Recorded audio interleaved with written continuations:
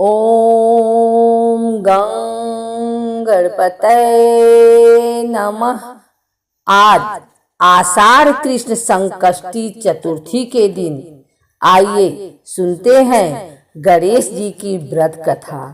इसको सुनने मात्र से ही गणेश जी की कृपा बरसती है तथा सभी मनोकामनाएं पूर्ण होती है। अगर आपने हमारा चैनल अभी तक सब्सक्राइब नहीं किया है तो जरूर से करें।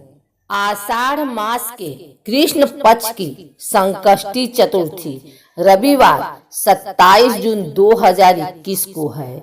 रविवार को संकष्टी चतुर्थी होने से इस दिन गणेश जी के साथ भगवान सूर्य देव की भी विशेष पूजा करनी चाहिए।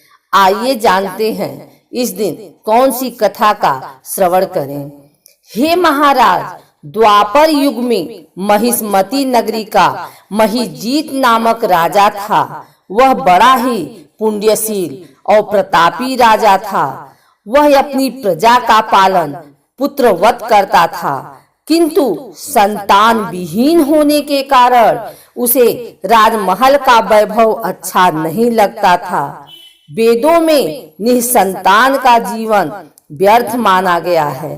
यदि संतान विहीन व्यक्ति अपने पितरों को जल दान देता है तो उसके पितृगण उस जल को गर्म जल के रूप में ग्रहण करते हैं। इसी उहापोह में राजा का बहुत समय व्यतीत हो गया। उन्होंने पुत्र प्राप्ति के लिए बहुत से दान यज्ञ आदि कार्य किए, फिर भी राजा को पुत्रोत्पत्ति न हुई। जवानी ढल गई और बुढ़ापा आ गया, किंतु वंश वृद्धि न हुई।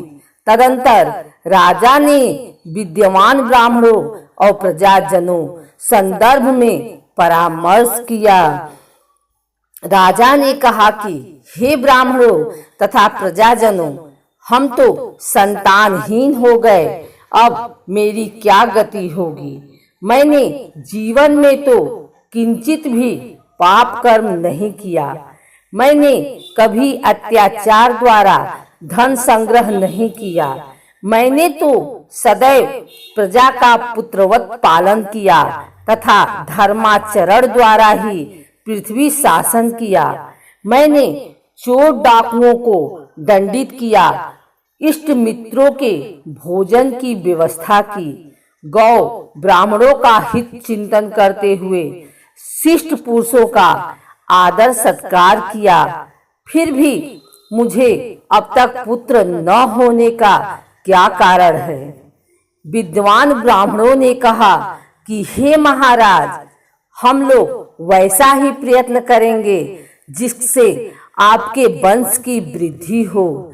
इस प्रकार कहकर सब लोग युक्ति सोचने लगे।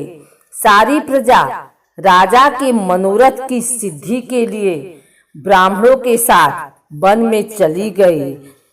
वन में उन लोगों को एक श्रेष्ठ मुनि के दर्शन हुए।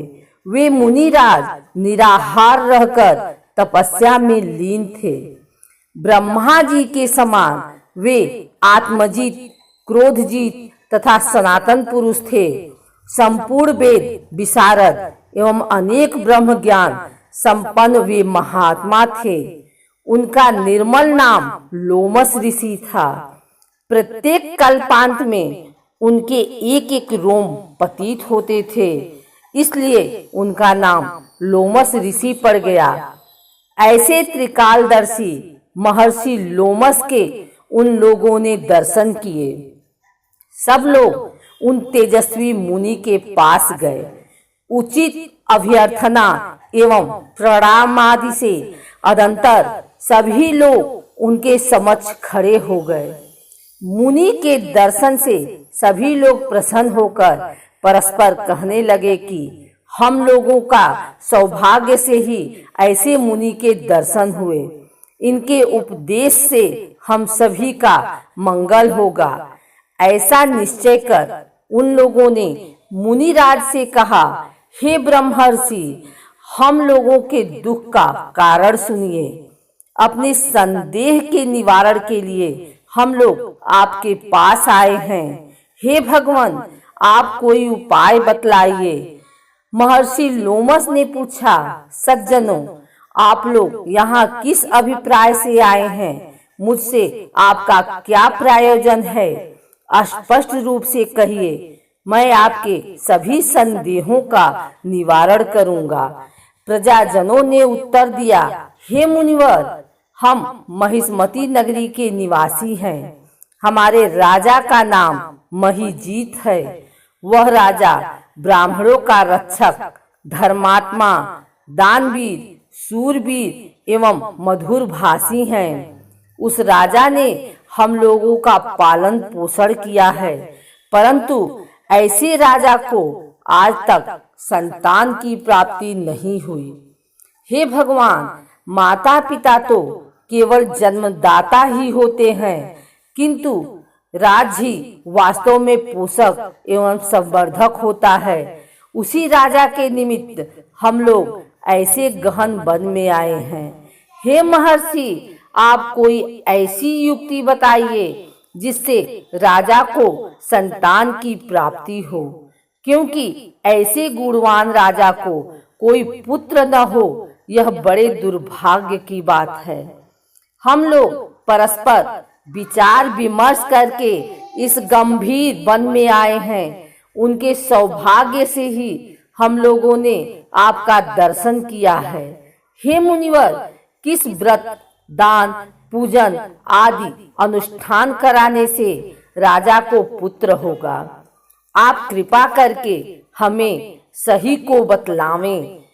प्रजा की बात सुनकर महर्षि लोमस ने कहा, हे भक्तजनों, आप लोग ध्यान पूर्वक सुनो। मैं संकट नाशन व्रत को बतला रहा हूँ। यह व्रत निसंतान को संतान और निर्धनों को धन देता है।